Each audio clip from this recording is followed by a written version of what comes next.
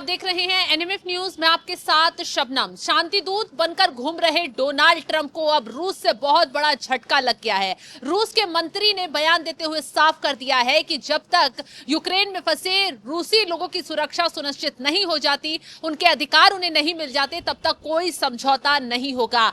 यानी कि रूस और यूक्रेन के बीच जो लड़ाई चल रही है वो ब्रेक नहीं होगी और कुल मिलाकर ट्रंप के आदेशों का उल्लंघन यहां पर कर दिया गया। वो ट्रंप जो पुतिन को अपने घर में बुलाकर, जेलेंस्की को अपने घर में बुलाकर लाख कोशिश कर रहे थे कि ये लड़ाई रुक जाएगी, लेकिन इस लड़ाई को उस वक्त ट्रंप के फैसले को झटका लग गया जब रूसी मंत्री ने सीधा ट्रंप से भिड़ते हुए उन्हें चेतावनी दे डाली है। तो अभिषेक, एक तरफ ट्रंप कोशिश कर रहे हैं कि रूस और यूक्रेन का युद्ध रुक जाएगा, तमाम बैठकें हो रही हैं और कहा जा रहा है कि ट्रंप अब दोबारा मुलाकात इन दोनों नेताओं से कर सकते हैं, लेकिन इसी बीच रूस के मंत्री की तरफ से जो बयान आता है वो वाकई ट्रंप को झटका देने वाला है। वो तो झटका देने वाला है, लेकिन इसे इस बात से भी सोच सकते हैं आपके पुतिन की भाषा ट्रंप अब बोल रहे हैं। जिस तरीके से पुतिन ने कहा कि वो ज़मीन नहीं छोड़ेंगे, यूक्रेन की जिस ज़मीन पर कब्जा किया उसे नहीं छोड़ेंगे, वही बात कर रहे हैं। जिस तरीके से पुतिन ने कहा कि वो नाटो की जो फोर्सेज हैं वो अपने बॉर्डर पर उसे बिल्कुल भी बर्दाश्त नहीं करेंगे, यही बात ठीक ट्रंप ने कही है यूक्रेन के लिए कि अगर आप शांति समझौते की बात हो या फिर आपकी सुरक्षा की, स्थायी सुरक्षा की बात हो, उसका मतलब ये बिल्कुल नहीं हो सकता कि आपको नाटो का मेंबर बनाया जाए। हालांकि रूस के जो देश हैं वो मीटिंग में भी ट्रंप के साथ जब मुलाकात कर रहे जेलेंस्की गए। अच्छा, मुझे पहले ये बताइए कि जो ट्रंप और पुतिन की मुलाकात हुई उसमें क्या हुआ?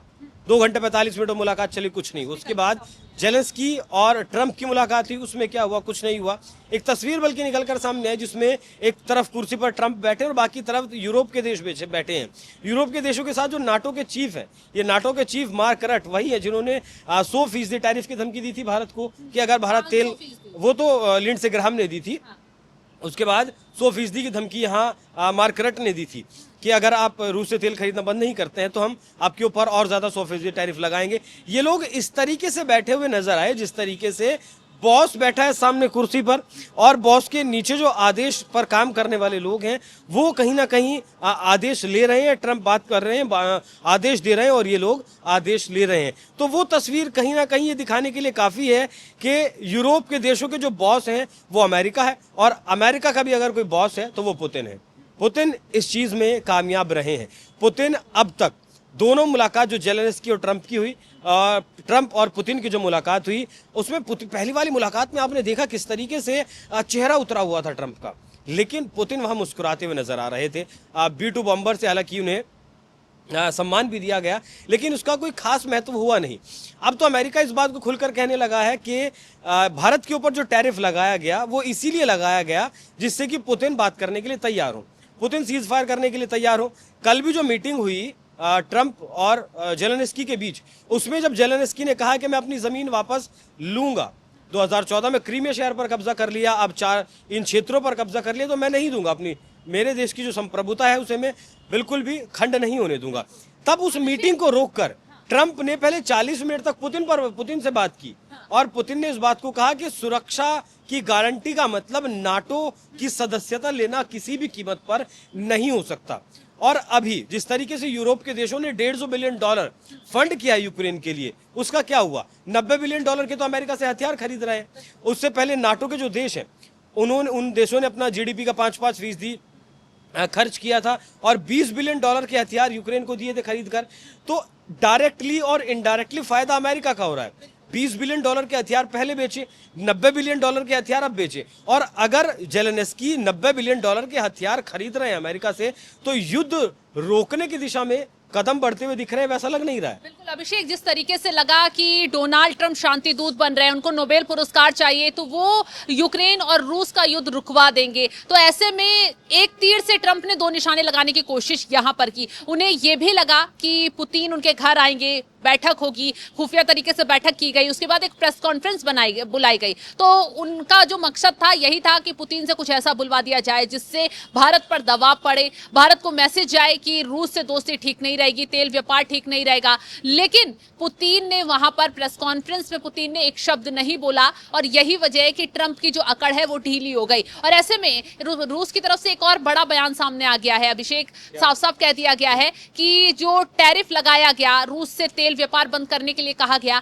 उसको लेकर भारत से हम ना तो तेल व्यापार बंद करेंगे, ना भारत से रिश्ते खराब करेंगे, और हम तेल व्यापार और आगे बढ़ाएंगे और समझौते आगे बढ़ाएंगे। ट्रंप की जो कोशिश थी उस पर हम उन्हें सफल होने नहीं देंगे, यानी कि भारत से दोस्ती और मजबूत। देखिए समीकरण किस तरीके से बदल रहे हैं ट्रंप ने इस टैरिफ वॉर से। एक तरफ जेलेंस्की और ट्रंप की मुलाकात चल रही थी, दूसरी तरफ वांग यी की भारत के प्रधानमंत्री के साथ मुलाकात हो रही थी, चीनी विदेश मंत्री जो है।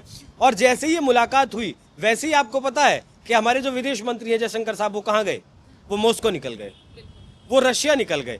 तो रशिया अगर निकल गए, देखिए चीन के विदेश मंत्री भारत में है और भारत के विदेश मंत्री रशिया में है, तो इससे आप समझ सकती हैं कि जो RIC है वो अब बहुत बड़े लेवल पर कुछ करने वाला है।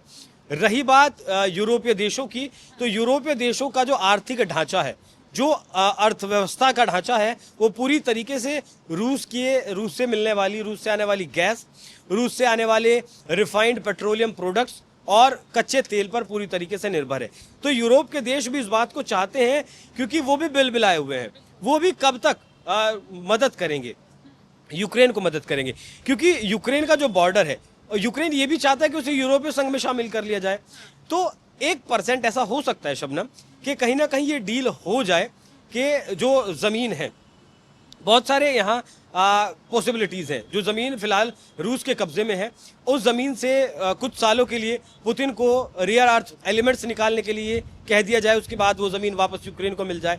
ऐसा भी हो सकता है कि वो ज़मीन, जिस ज़मीन पर कब्जा है, वो रशिया के पास ही चली जाए, बाकी जो ज़मीन बचती है, जो हिस्सा बचता है यूक्रेन का, वहाँ तक फिर यूरोपीय जो संघ है वो सुरक्षा की गारंटी दे। क्योंकि ये कहा है ट्रंप ने कल ही कि अमेरिका तो अपनी सेना ज़मीन पर नहीं भेज सकता है यूक्रेन की, लेकिन यूरोपीय जो देश है वो अपनी सेनाओं को यूक्रेन की ज़मीन पर भेज सकती हैं, और जो एयरफोर्स है वो मदद कर सकती है यूक्रेन की। तो बहुत कुछ फिलहाल घट रहा है। एक तरफ पुतिन मुलाकात कर रहे हैं, एक तरफ ट्रंप मुलाकात कर रहे हैं, लेकिन जो समीकरण शबनम फिलहाल चल रहे हैं या देखे जा रहे हैं, उन्हें देखकर ऐसा नहीं लगता कि किसी भी सूरत में फिलहाल शांति होने वाली है।